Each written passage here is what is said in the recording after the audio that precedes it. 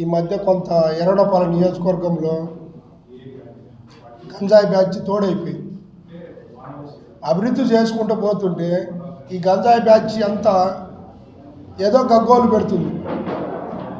ఒక సోదరుడు మాట్లాడుతున్నాడు, ఎద్దులు పందాలంటాడు, ఏళ్ళు చూపిస్తాడు. పిచ్చోడా, ఒక్క ఏళ్ళు నువ్వు చూపిస్తే 4 ఏళ్ళు నీ దగ్గర నీకు చూపిస్తాయని గుర్తుపెట్టుకో. ఏం మాట్లాడుతున్నావు నువ్వు?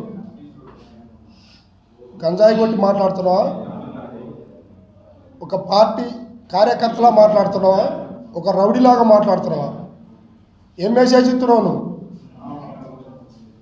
దోర్నాల మండలం ఎర్రగొండపాలెం ప్రజలకు అందరికీ నువ్వు ఏం మెసేజ్ ఇస్తున్నావు? అంటే మా పార్టీ అధికారంలోకి వస్తే మేము ఇట్లే ఉంటామని అంటావా? రా, ఎర్రగొండపాలెం దాకేందుకు? నటరాజ్ సెంటర్లోకి రా, నటరాజ్ సెంటర్లోకి రా. నీ ఇష్టం వచ్చినట్టు మాట్లాడుతుంటే చూస్తూ ఊరుకోవాలా? మాకు సంస్కారం ఉంది.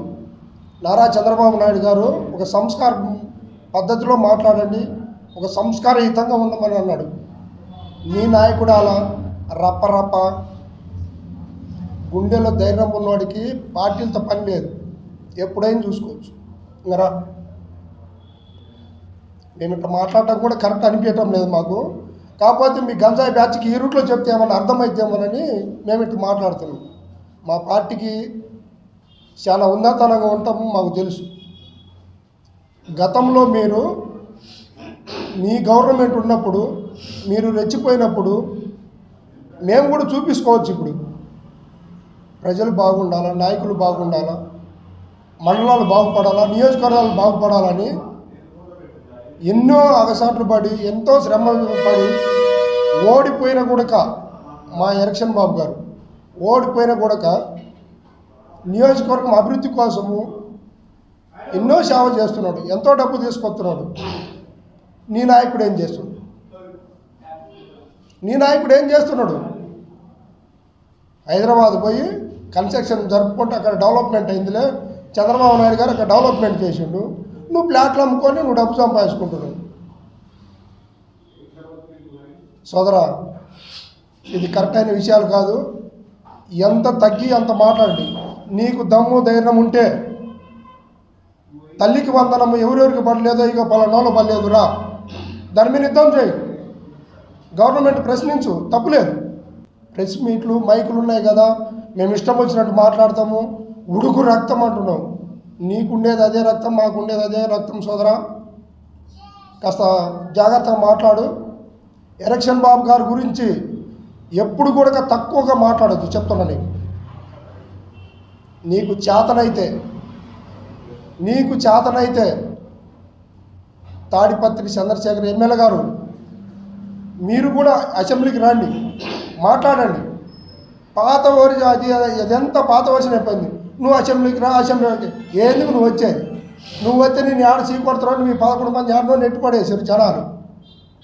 నువ్వు 11 మందిని పెట్టుకొని నువ్వు ఊరికే చంద్రబాబు నాయుడు మీద తొడగొట్టి అంత టోడివా? నువ్వు తొడగొట్టి చిటికలేసి ఏళ్ళు చూపిస్తావా?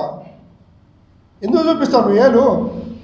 మేము నీళ్ళు వదిలినోడిగా, నీళ్ళు ఇచ్చినోడిగా మాయ మాటలు చెప్పి ప్రజలారా, ఎర్రగొండపాలెం ప్రజలారా, మీ అందరికీ నమస్కారం చేసి అడుగుతున్నా. ఈ దొంగల పార్టీది, ఈ పార్టీ నమ్మి ఇంకా మీరు మోసపోవద్దు. ఆ పార్టీకి ఓట్లు వేయొద్దు. వైఎస్ఆర్సీపీకి ఓటు అనేది వేయొద్దు.